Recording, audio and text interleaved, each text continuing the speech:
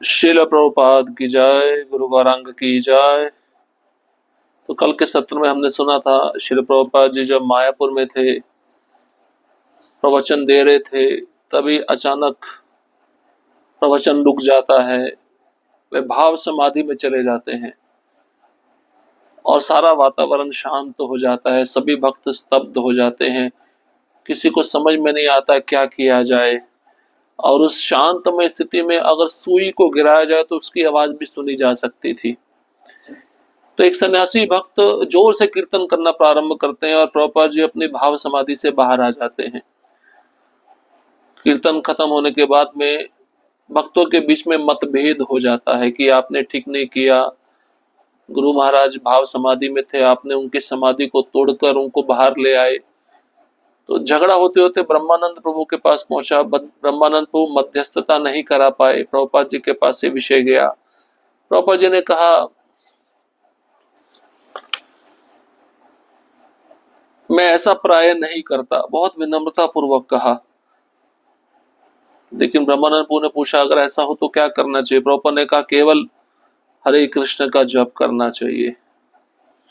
तो प्रभुपाद जी अपनी भाव समाधि से बहुत सारे शिष्यों को किसी दूसरे लोक में लेकर चले जाते थे। ऐसा लगता था प्रभुपाद जी को कृष्ण का सानिध्य प्राप्त हो रहा है। अब हम आगे बढ़ेंगे। तुम वापस आ सकते हो। 11 अप्रैल 1975, इस्कॉन, हैदराबाद, भारत। मैं केवल कुछ समय ही स्मरण कर सकता हूं जब श्रील प्रभुपाद के कमरे में उनके साथ रहना कठिन था। स्पष्टतया व्यक्ति सरलता से कृष्ण कृपा श्री मूर्ति की उपस्थिति में दिन में 24 घंटे रहने की लालसा की कल्पना कर सकता है। यद्यपि कभी कभी कुछ लोगों की उपस्थिति में श्रील प्रभुपाद के कमरे का वातावरण बदल सकता था। एक दिन देवानंद महाराज श्रील प्रभुपाद को भेंट करने आए। वे श्रील प्रभुपाद द्वारा दीक्षित थे और अब एक सन्यासी थे। 1970 में वे थोड़े समय के लिए श्रील प्रभुपाद के व्यक्तिगत सेवक भी रहे। उन्होंने श्रील प्रभुपाद को मिलने के लिए कहा और उन्हें श्रील प्रभुपाद के दर्शन करने की आज्ञा थी। यद्यपि वे अब इस्कॉन के सदस्य नहीं थे तथा श्रील प्रभुपाद अपने डेस्क के पीछे बैठे थे तथा श्रील प्रभुपाद के कमरे में प्रविष्ट होकर देवानंद ने उन्हें दंडवत प्रणाम नहीं किया। ब्रह्मानंद महाराज और मैं भी कमरे में उपस्थित थे। देवानंद ने केसरी रंग के रेशमी वस्त्र पहन रखे थे और लंबे बाल तथा दाढ़ी उलझी हुई थी। उनके मुख पर बड़ी अद्भुत सी हंसी थी। वे श्रील प्रभुपाद से कुछ अनूठे ढंग से बोलने लगे कि मैं कुछ भी समझ नहीं पा रहा था। वे बात करते हुए अपने हाथ चारों और ऐसे घुमा रहे थे मानो मुद्रा कर रहे थे। ये देखना बहुत बेतुका सा लग रहा था। वे बहुत अधिक नशे में थे। कुछ मिनटों के लिए श्री प्रभुपाद ने उनकी अनाप शनाप बातें सहन की। कोई आपसी चर्चा नहीं हो पा रही थी क्योंकि देवानंद असंबद्ध थे। अंततोगत्वा उनके कृपालु आध्यात्मिक गुरु श्री प्रभुपाद ने कहा, यदि तुम वापस आना चाहते हो तो मुझे अच्छा लगेगा। उन्होंने ब्रह्मानंद महाराज को संकेत किया, तुम इसके सिर तथा मुंह के बालों को मुड़ा दो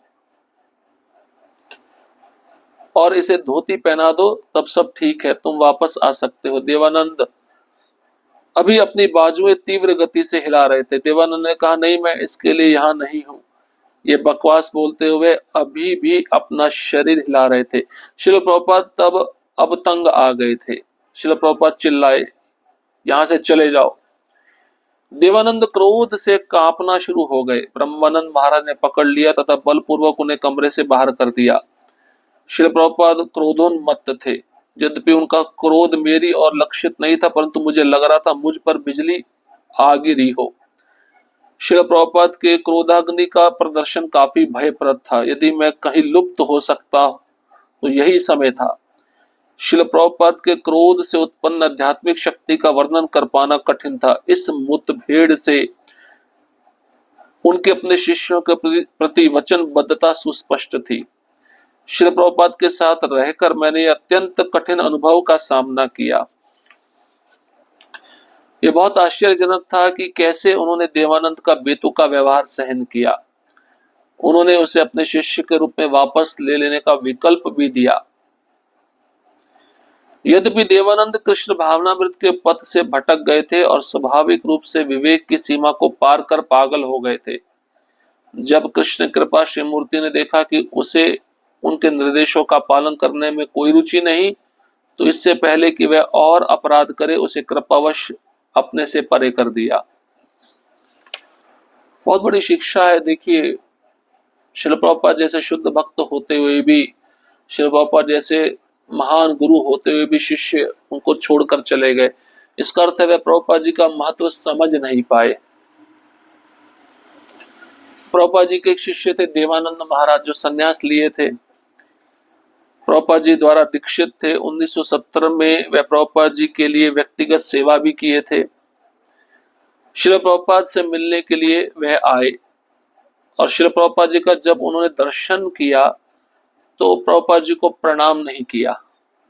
अभी वो इस्कॉन में भी नहीं रह रहे थे, इस्कॉन को छोड़ चुके थे। प्रभुपाद जी के शिष्य सन्यासी इस्कॉन को छोड़ चुके थे, प्रभुपाद जी से मिलने आए और प्रभुपाद जी अपने डेस्क के पीछे बैठे थे।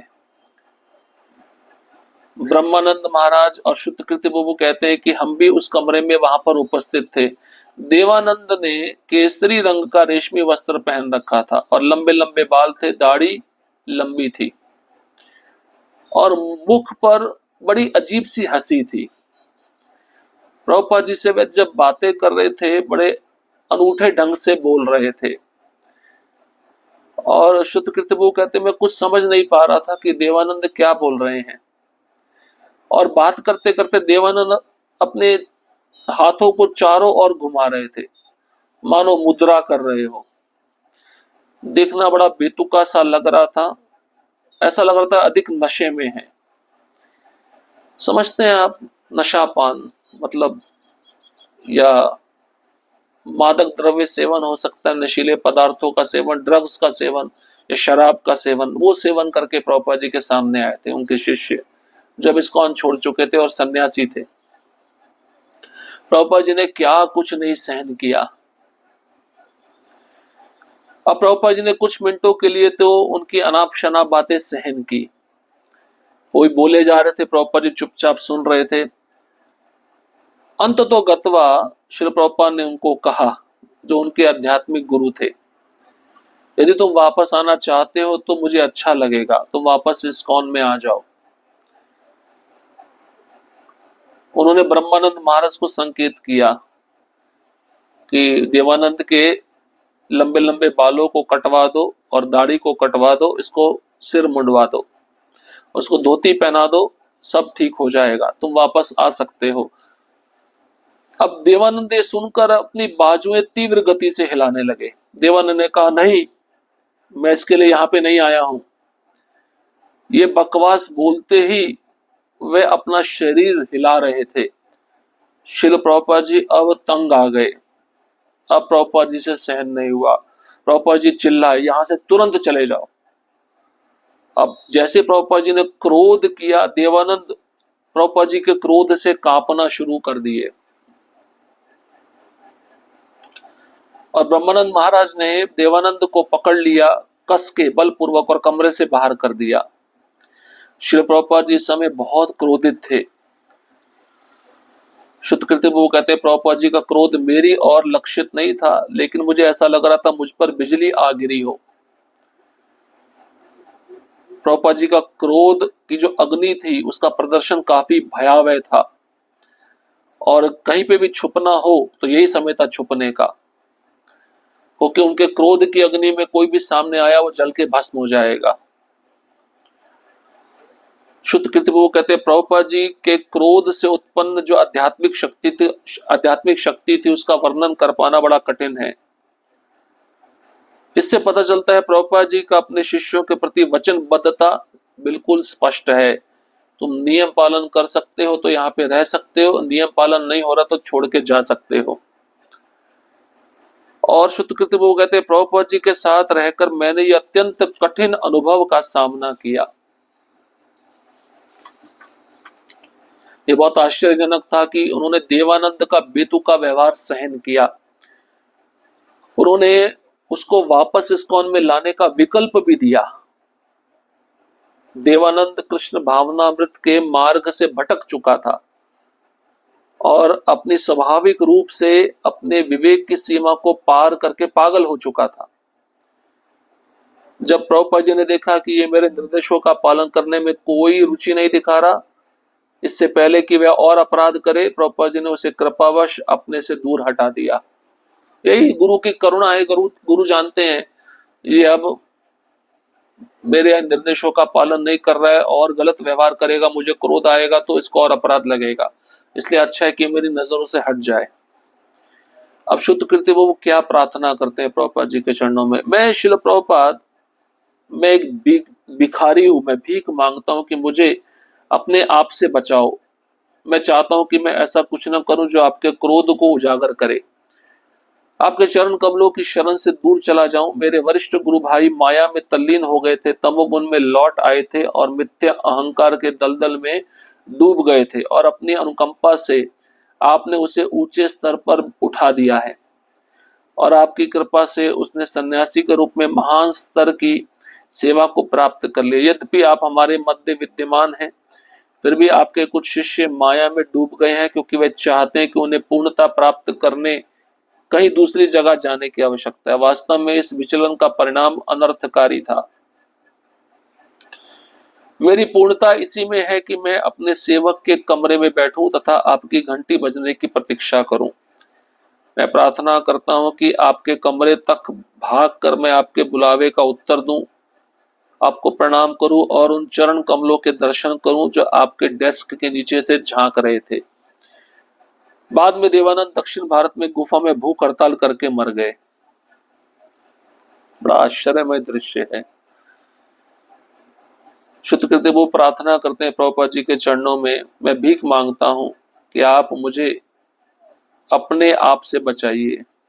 मैं कुछ ऐसा गलत ना करूं जिससे आपके हृदय में मेरे प्रति क्रोध उजागर हो, या मैं आपके चरण कमलों की शरण से दूर चला जाऊं। मेरे वरिष्ठ भाई तो माया में तल्लीन हो चुके हैं, तमोगुण में लौट गए हैं और मिथ्या अहंकार के दलदल में डूब गए हैं। आपकी अनुकंपा से आपने मुझे बचा लिया है और आप हमारे मध्य विद्यमान हैं, फिर भी आपके कुछ शिष्य माया में डूब गए हैं। वे ऐसा समझ रहे हैं कि हमें पूर्णता प्राप्त करने के लिए किसी दूसरी जगह जाना होगा। ये वास्तव में ऐसा परिणाम अनर्थकारी है।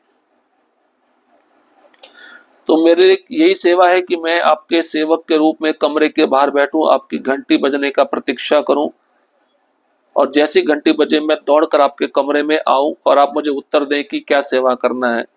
मैं इसी को स्वीकार करना चाहता हूं। अपने मन को मैं गुरु नहीं बनाना चाहता। जो देवानंद महाराज का परिणाम हुआ, मेरा परिणाम ऐसा ना हो। तो शुद्ध कृत्य वो लिखते हैं, बाद में देवानंद महाराज दक्षिण भारत में एक गुफा में भूख हड़ताल करके मर गए। उन्होंने अपना शरीर छोड़ दिया। गुरु के प्रति अपराध है, गुरु का त्याग करना, गुरु की बातों को ना सुनना। शिष्य को कदापि ऐसा नहीं करना चाहिए।